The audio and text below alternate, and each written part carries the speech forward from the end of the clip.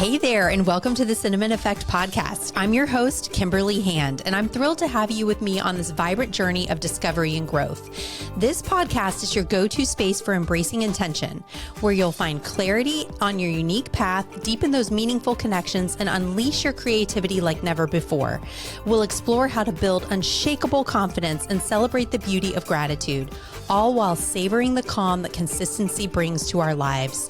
Thank you for being with me. Let's sprinkle a little cinnamon into your day and make life sweeter, healthier, and more fulfilling. Hey guys, I am Kimberly Hand. I'm solo on the mic today, and I am talking about refreshing your home and refreshing your energy in 2026. This is so important to me because I studied Feng Shui in 2020. So it was actually February of 2020 that I decided I was going to get master certified in Feng Shui. I had no idea how important that move was going to be in my life when we were on lockdown and everyone was stuck in their homes in March of 2020. So I had begun studying on this remote program with someone who was based abroad in Ireland, actually. And it was an international program with people from all over the world. And I learned so much about up-leveling your environment and how we all are so affected by the things that are in our homes. So the Feng Shui is the ancient Chinese practice of arranging living spaces to create harmony and balance with natural elements and using the environment to focus on the flow of energy or qi. And so you're always looking to create harmony in that space with using different natural elements like wood and water, fire, metal. So that's the basis of what Feng Shui is. And this is not a Feng Shui lesson by any means, but I just want to give you a little bit of background information as to why it's so important to me. So I learned about this harmony in the home. And once I saw it, I couldn't unsee it. It was one of those things that everything then became so clear to me because everything is made of energy. So I would look at something and I'd be like, you know what? That chair is like draining my energy. Maybe the chair had stains on it or a tear or something like that. And I realized that kind of thing really affects me. And if you're very energetically sensitive, like I consider myself to be, you are very affected by your environment. And I think sometimes people don't even realize how affected they are by their environment. So I want to talk about this because as a certified Feng Shui practitioner, I do a certain set of things at the start of the new year. And then I do them quarterly throughout the year to refresh my environment. Now, eliminate the narrative in your head that's saying you're probably going to hear this episode, a couple weeks into January and, oh, it's too late and the new year has already passed. It is never too late to hone in on your environment, to make it more supportive of you and your goals. And also, I didn't know how important studying Feng Shui would be for myself, but also for my nervous system. And I got very curious. And so I started to research and see if there's actually studies that link organization to health. And there are some studies that I just want to cite them for you because I find it very interesting. I think it's something that, we say, oh, organization, and we kind of blow it off, but it can actually have serious effects on our health. So I looked on Psychology Today, and there are two different studies that I'm going to talk about just very briefly, but there's a 2010 study published in the scientific journal Personality and Social Psychology Bulletin, using linguistic analysis software to measure the way 60 individuals discussed their homes. Women who described their living spaces as cluttered or full of unfinished projects were more likely to be depressed and fatigued than women who described their homes as restful and restorative. That is so impactful because when you have chaos in your home, it actually affects your nervous system. It sends you into fight or flight. And I know you think that seems ridiculous, but it's It's very true. And your cortisol levels rise. So, having an organized and decluttered home actually lowers your cortisol. And if you are a woman in perimenopause or menopause, this is very important because there are so many things raising our cortisol as it is that your environment and your home and it should not be one of them. Okay. So in 2011, actually, there was researchers at Princeton University found that clutter can actually make it more difficult to focus on a particular task. Specifically, they found that the visual cortex can be overwhelmed by task irrelevant objects, making it harder to allocate attention and complete tasks efficiently. So if you are someone who is home, you're stay at home, or maybe you work from home, if your environment is cluttered, it is actually affecting you. It's affecting your clarity. It's affecting your productivity. It's affecting so many things about your life. So the basis of what I do in the start of the new year is decluttering and organization. And I'm doing some things that maybe you didn't think about. Decluttering your digital spaces.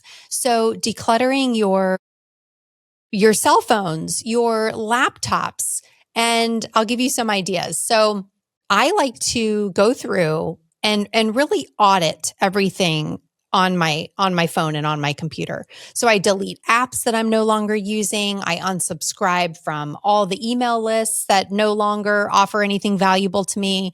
I delete contacts in my phone. So if I haven't talked to you in a year or more, you're getting deleted. I'm sorry. And it's just clearing out all this clutter, this visual clutter, this mental clutter that is accumulating. I will tell you, I am not the best at keeping my laptop desktop clean.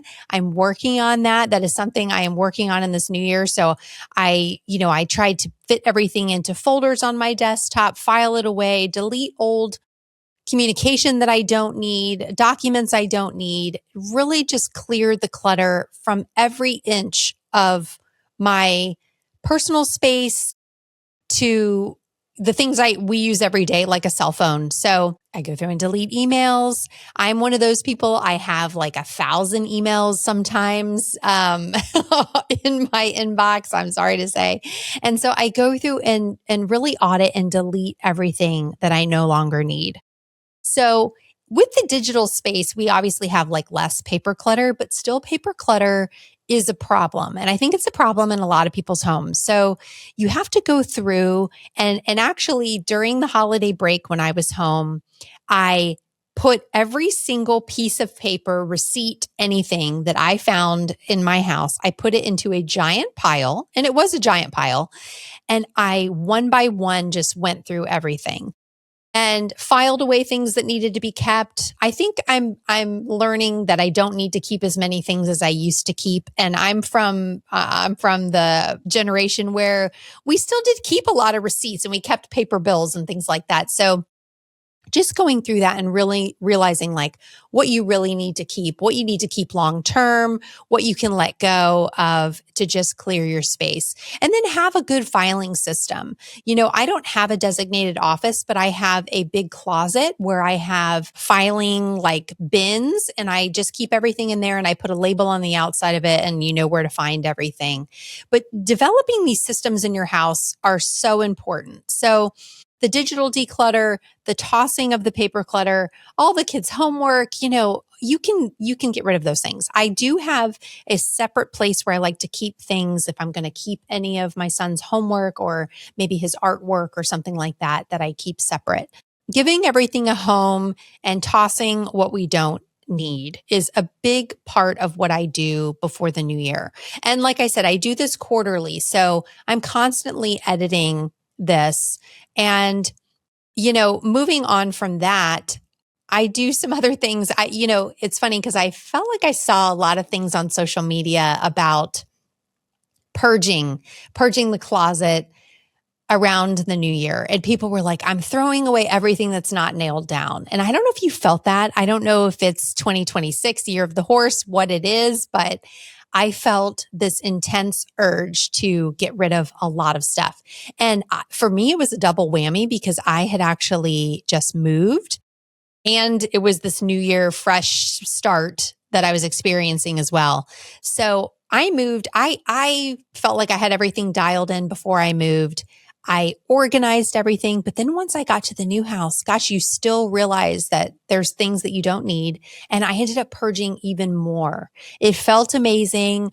My closet took a major hit because once I started unloading my clothes, I was like, you know what? I don't like this. I don't need this. And here I thought I had edited everything to a T, and I still was purging from my closet.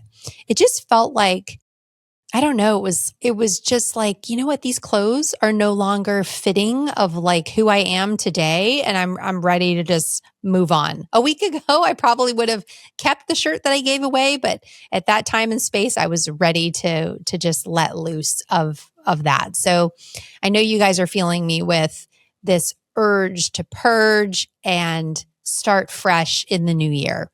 Another thing that I love to do to start fresh in the new year is refresh all my bedding. So I go through any sheets that are just worn out, have holes, have stains. I like to donate them to animal shelters. They actually use the sheets and the bedding. So it's a great place to take it because really nobody wants your old sheets and bedding, I don't think, but they do use them for the animals. So I try and make use of everything and give it to a good place. So refreshing your bedding is huge. And if you can switch to organic, that's my recommendation.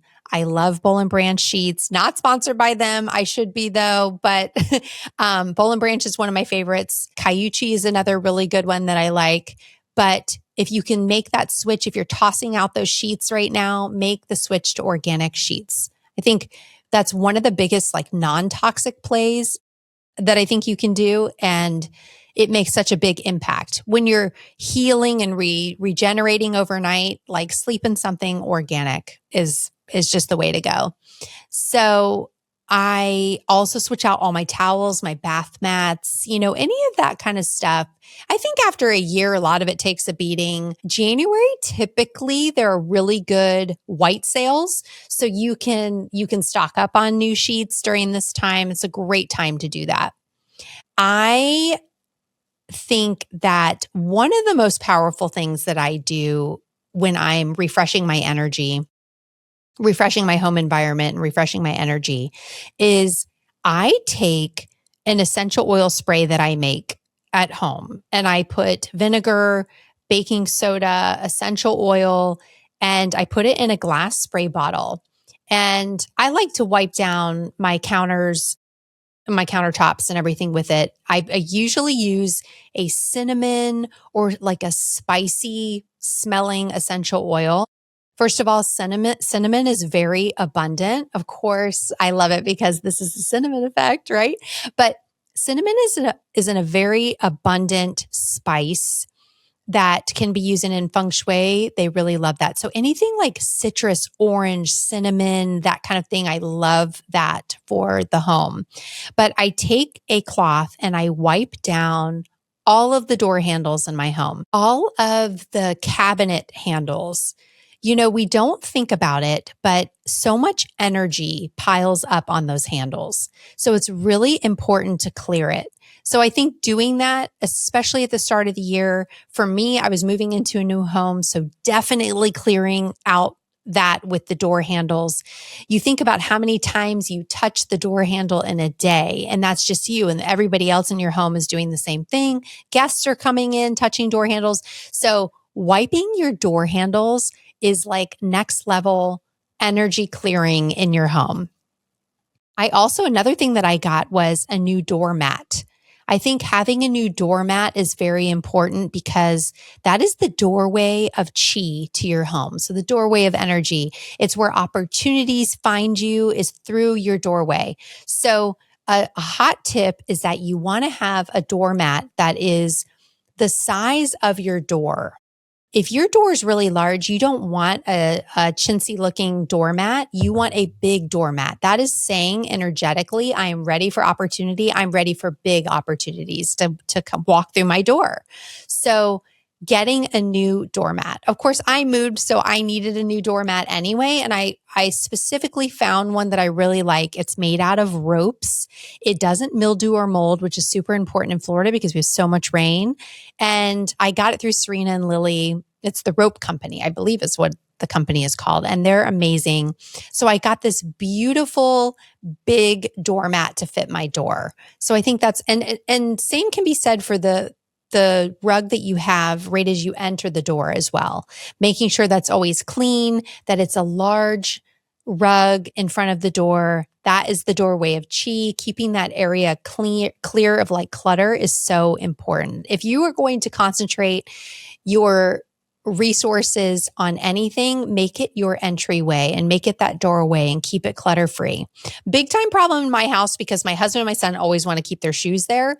And I'm really trying to manage that and figure out a way to make it less cluttered with that type of thing. You know, the Amazon boxes pile up, that kind of thing. So if you can move those, say, into your garage, you know, or just move them out of that doorway. So think about your door as the mouth of chi for your home, which is like so important. Another thing that I do, and I did a lot of this during the holidays, I actually received it as a gift, but making a homemade, you know, you can call it potpourri or a simmer pot.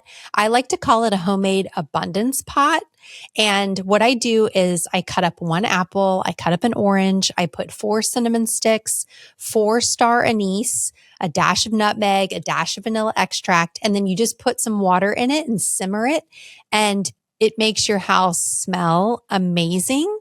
Not only that, but you are lighting the fire of your stove, which is also an abundance center in your home. You're lighting the fire of your stove. You have cinnamon there. You have the citrus, which is all very abundant. And you are like stoking that fire. So think about it energetically, how that smell is wafting through your home. Think about the positive intention that you have when you make that abundance pot. Love that. Don't have to just do it during the new year. You can do that anytime and it instantly will like up level the energy in your home. So I love, love, love that. I also, one thing I did was, again, my circumstance is a little different because I was moving into a new home, but I painted the bedroom, the primary bedroom and the bathroom. I painted it with an eco-friendly low VOC or no VOC paint, which there was virtually no paint scent to it. I was very pleasantly surprised. And I painted with that, and that will refresh the energy immediately. And it's also a good clearing mechanism. So if you are moving into somewhere new, you can clear out all that old energy. Nothing clears it out better than like a fresh coat of paint. And go for the no VOC. So important if you're trying to live a non-toxic lifestyle. The next thing that I did was clear my space. So space clearings are a little bit more complicated only because I do feel like I used to suggest that people do this on their own. And I think if you are energetically in tune, you can do this by finding a sustainably sourced sage or Palo Santo, something like that, setting an intention for your home, and then space clearing the space. But I do think that it's important to maybe find somebody that does that, a professional that does it, like a Feng Shui practitioner or somebody that works with energy, because they come in and they, I think, can sense different energy blocks that maybe you don't sense. And I feel like I am in tune with my house, but I think if someone else were to come in who was energetically sensitive, they may notice something different about my house that I don't notice.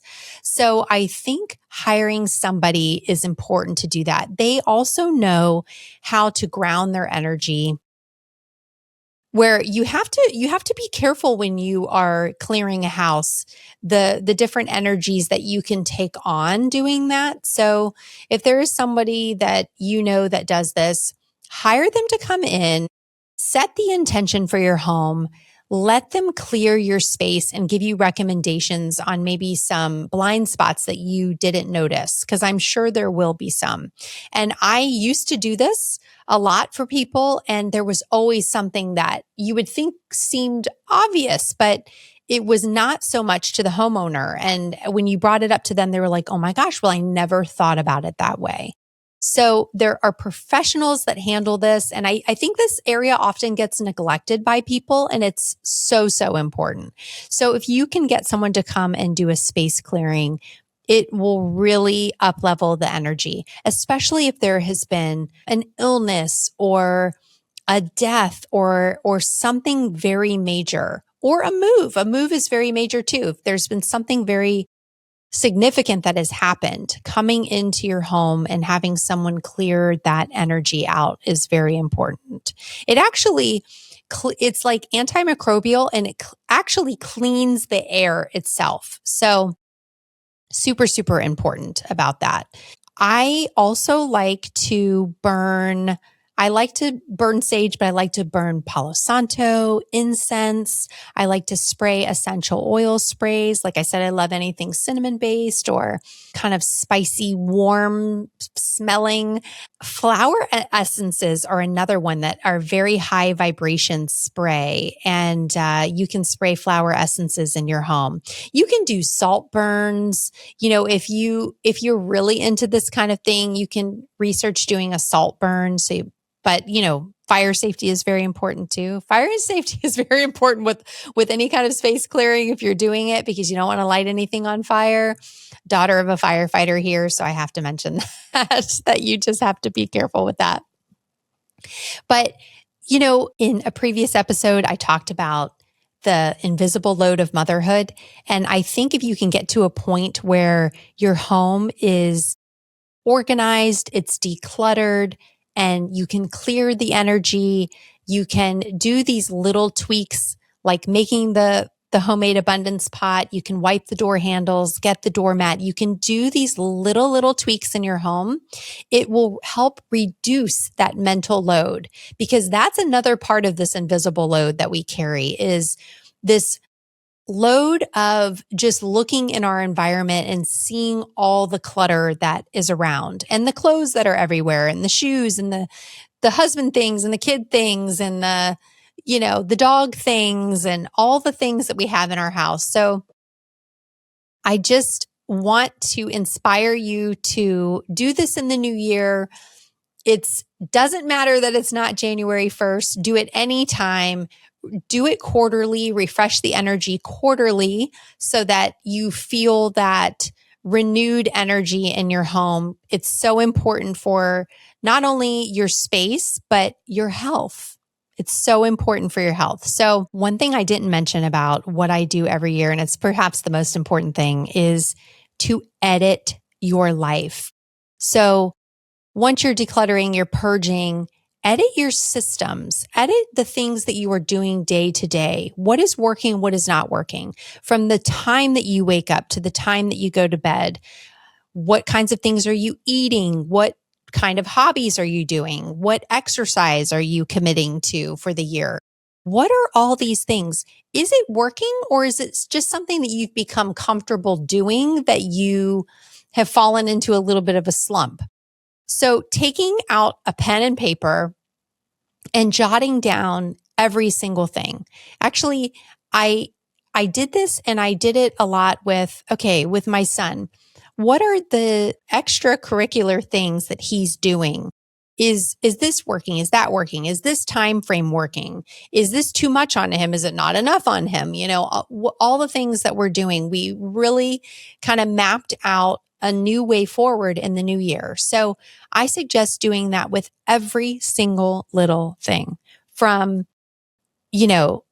the dog groomer. Is this working out? Is this scheduling working out? Getting the dog to the dog groomer, just the little minute things that actually take a lot of time and energy to manage, going through all of that stuff and reorganizing. I think also that helps with your finances too, because you see, you know what? we did this, and guess what? We spent about this much money on it. And was that worthwhile for us? Did that really make an impact in our life? So going through the edit process is so important. And then I think that just leads to continual purging and continual, reevaluation of what you have going on in your life. So I did that. I think those are my biggest tips for up-leveling your energy in the new year. Don't forget that the cluttered environment raises the cortisol levels, and sends you into fight or flight. So addressing that is important for your health. So get out there, declutter, purge your closet, toss the old sheets, toss the old skincare. Go through your skincare, go through all the things that you're using day to day. Toss anything that's expired. You don't want that old energy hanging around. It's funny. I just thought of something because I had a cup in the cupboard, and this cup came from somebody that really had been kind of an acquaintance, but the cup landed in our house somehow. And I said to my husband, did this cup come from so-and-so? And he was like, yeah. And I said, you know what? Got to get rid of the cup, because this guy kind of ended up being not the greatest person for us to have around. And I said, you know what? That cup carries his energy. And right now his energy feels bad. So let's get rid of it. So if there's anything like that lingering around in your house, you have got to get rid of it. And in fact, I threw the cup away. I didn't even want to give it to anybody else. It was like a nice Yeti cup. And I was like, nope, getting tossed. So think about these little things that you can do, and I swear it will change the energy in your space. I know it. I've been doing it for years now, since 2020. I've really dialed in my practice, and it has made such an impact. And I think it just given me so much more mental clarity in my space. And this morning I woke up and I was coming here to talk about this, and I thought, you know what? Yeah, like this is an important topic for people to talk about. And I think the health implications of having a cluttered, unorganized space is definitely noteworthy. So I wanted to share that with you guys, how to renew your energy in 2026. I love to hear your feedback on the things that you've done in your home. And, we can compare notes and see what we're going to do going into the next quarter. Hopefully I'll have some new ideas for you guys to up-level the energy in your home. Hope you're having a great 2026 so far, and I'll see you guys next time. Thanks for tuning into this episode of The Cinnamon Effect. If you enjoyed our time together, don't forget to hit that follow button on your podcast app and sprinkle a little love by leaving us a 5-star rating and a quick review. Your support means the world to me. For even more goodness, check out the show notes where you'll find links to some of my favorite products. And don't forget to visit thecinnamoneffect.com to connect with me directly or to grab your TCE gratitude journal, your next step towards a more grateful life. I can't wait to spice things up with you again next time. Stay vibrant, stay inspired, and remember to add a little cinnamon to your life every day.